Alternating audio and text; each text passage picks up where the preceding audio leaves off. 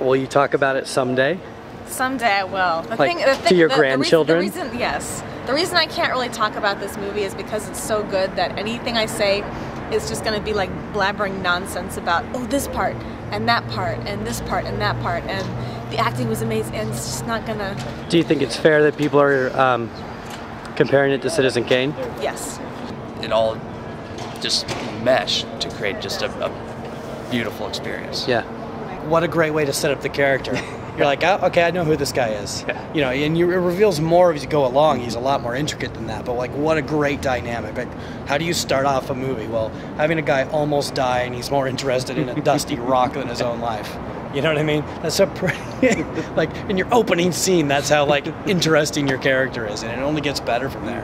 He has all of these incredible strengths as a character and as a person. Like, physical strength, he's just, like, brutal, but, like, when he breaks his leg at the beginning, and he has to, like, basically climb up 2 hands up the ladder to survive, and he does all of that. He's so intelligent, and he's so powerful, and he's so controlling, and he's so domineering, and such a great leader, and it's all for nothing.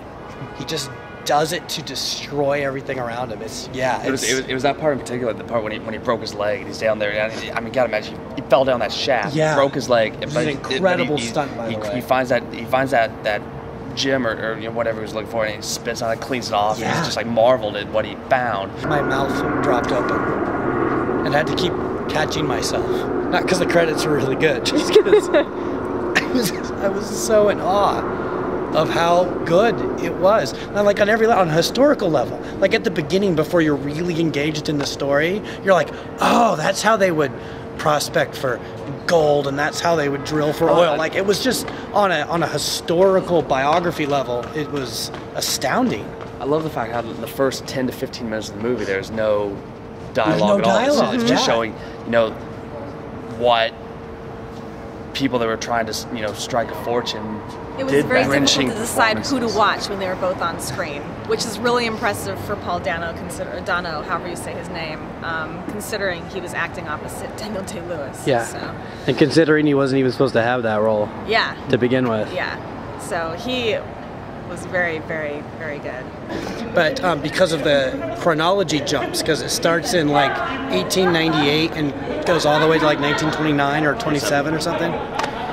And that last and final jump in chronology, I went, oh, I'm going to hate the ending. I'm going to hate it.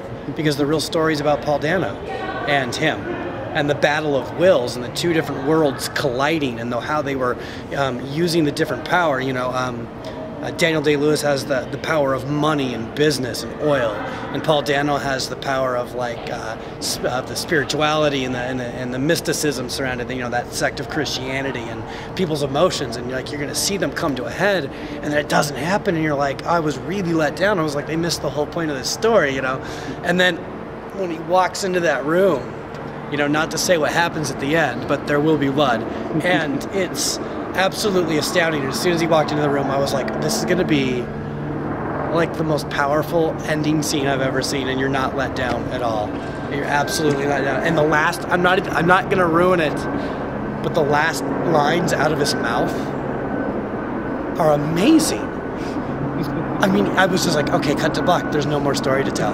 That's the perfect ending. And then it cuts to black. It was, oh my gosh.